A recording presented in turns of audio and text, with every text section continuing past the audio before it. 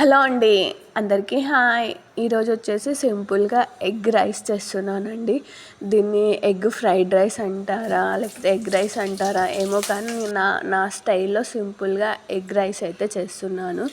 So దానికోసం అనేసి oil వేసుకొని అందులోనికి 2 దాల్చిన చెక్కలు, 2 ఇలాచీలు, 2 లవంగాలు, బిర్యానీ ఆకు వేసేసుకొని ఆనియన్స్ కట్ చేసుకొని పచ్చిమిర్చి కూడా సరిపడినంత అన్నీ వేసుకొని అందులోనికి సరిపడినంత సాల్ట్కి వేసి ఒక 10 మినిట్స్ అలా ఆనియన్స్ మొత్తాన్ని మగ్గనిచ్చేసాను. ఇంకా ఆనియన్స్ మొత్తం మగ్గిపోయాయి. అందులోనికి ఇంకా 4 ఎగ్స్ వేసేస్తున్నాను. 4 ఎగ్స్ వేసేసి లో ఫ్లేమ్లోనే చేస్తున్నానండి. హై ఫ్లేమ్లో పెడితే మళ్ళీ మాడిపోతుంది అనేసి సో లో ఫ్లేమ్లో పెట్టేసి ఒక 15 మినిట్స్ అలా ఎగ్ మొత్తం ఫ్రై కావడానికి టైం పట్టింది.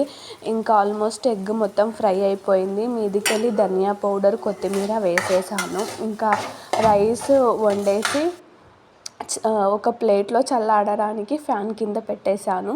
సో రైస్ మొత్తం ఇందులో వేయడానికి అనేసి సో కొంచెం ఎగ్లో పచ్చిమిర్చి వేసాను, కానీ పచ్చిమిర్చి అంత కారం లేదు. సో లైట్గా మీదికెళ్ళి ఒట్టి పొడి అంటే కారం పొడి వేసాను, టేస్ట్కి సరిపడినంత వేసేసి రైస్ వేసేసి కలిపేస్తున్నాను.